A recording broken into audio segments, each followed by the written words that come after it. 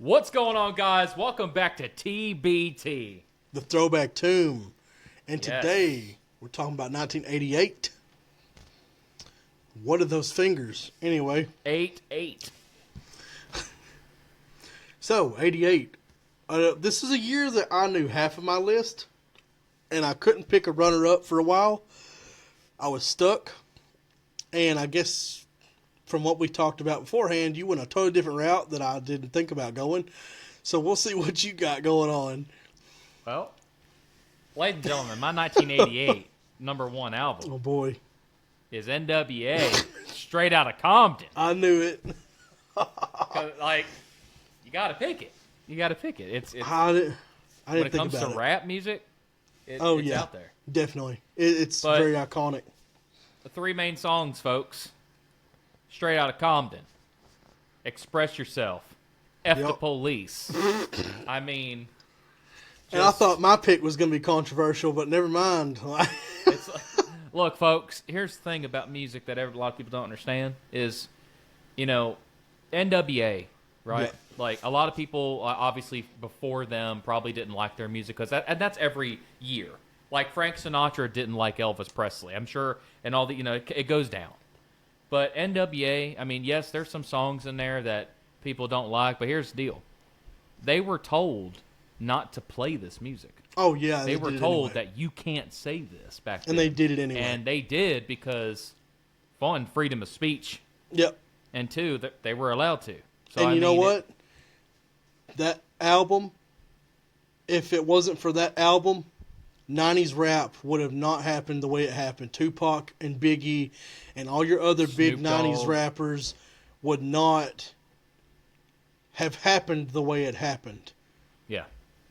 You have to have Ice Cube, Eazy-E, Dr. Dre, and I forget some of the others, but you have to have those guys for the 90s kids to come along. And, like, if you want to know about a little bit of NWA, I mean, just watch Straight Outta Compton movie. It tells you a lot about it. I mean, just a little quick skit here. I mean, and I'm going to say some spoilers, but it's like they made a rap group. I mean, they had a falling out with Ice Cube. Ice Cube went on his own, and, Eazy-E was kind of, he was taking the money too much, and he was getting controlled over by this guy that was in charge of them. And he just wasn't thinking, and he got killed early with AIDS. And the controversy now, the talk behind that is he died too quickly of AIDS. So they feel that Suge Knight, which was a bouncer, big scary dude that took control over things, Death Row Records, injected him with this. So that's kind of the theory that's going around. I mean, there's a lot of theories that happen when you talk about Suge Knight because he's also involved with like the Biggie and Tupac beef. Yeah, he was a bad dude. He's a big scary dude. I mean, he but was yeah, the guy, I mean, he got what he wanted. I mean, NWA is just iconic, and without them, those guys would have never been able to set foot in the industry the way they did. NWA made a giant footprint in the rap industry. And guess what? Look what Dr. Dre proved to Suge Knight. Oh, I mean, yeah. Dr. Dre left and said, keep my stuff. I don't care. I'm going to make my own stuff. Guess what? Look at him now. Oh, dude. Dude's like a billionaire or something now. I mean, he found Eminem. Yeah. 50 Cent. I mean, there you go. Kendrick Lamar. And Ice Cube went on playing in movies. Ice Cube's got a lot of good rap music on his solo stuff. I agree. Now, not to get into this too long, so we're going to go with my runner-up. Living Color. Vivid album. Okay. Now, I didn't put all the songs on here, but I just put one main song that Cult we all of know. Personality. Cult of Personality. If you don't know the song, it was in San Andreas as well, GTA.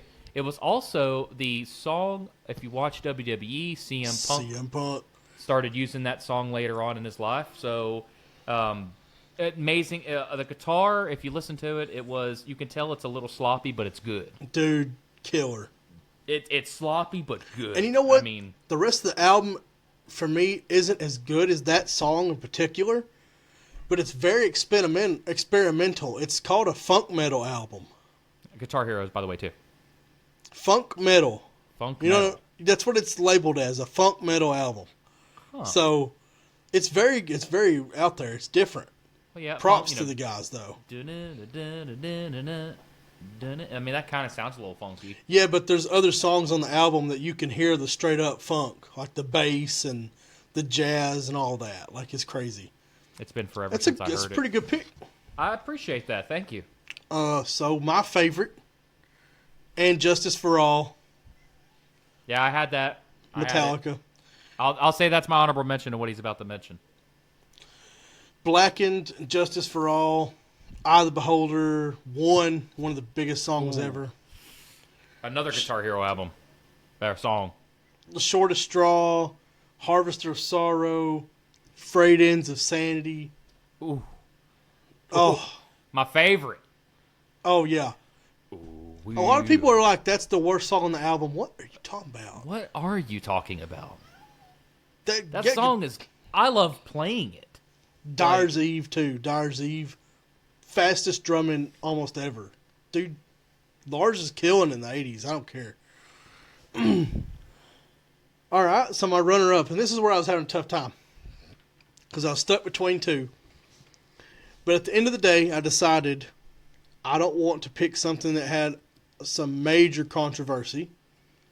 So I'll give a shout-out honorable mention to it instead, because while I like it, the album, for me, it's also kind of like an EP. The first half of the album is live recordings. The second half of the album is new songs. One of those songs is very controversial. That's why I'm not picking it. But the other three songs I think are great. So, honorable mention is GNR Lies. And what I was going to say is Patience, I think, is better than anything on my runner-up album. But you only got 3 songs compared to a whole album. You know what I'm saying? So my runner-up is Seventh Son of a Seventh Son by Iron Maiden. Iron Maiden, okay. Moonchild, Infinite Dreams, Can I Play with Madness, The Evil That Men Do, Seventh Son, and Only the Good Die Young. And I mean, like, Moonchild and Evil That Men Do are just amazing. This whole album is really good. I left off some of the songs, but like, this album is real synthy. They added some synth elements. It's also a concept album, which is, you know, concept albums are cool. If you can make an album with a whole story through each song, that's art. You know what I mean? So yeah, I mean, I didn't really start getting into Iron Maiden until later on in my life because I used to hate them. I'm not joking. Like and this is gonna sound sacrilege to metal people, but for a long time I hated Iron Maiden and Judas Priest. Yeah, and I think it was the vocals, but I was also young. I'm almost 30 now, and like, I don't care. They good now. I like them a lot. So It's interesting because, you know, I never listened to Iron Maiden much. That's why I only mentioned those 2 songs. And when I started listening to these albums, I was just kind of like, wow, like, you know, this is like, I'm diving into a territory that I've never heard before. yeah.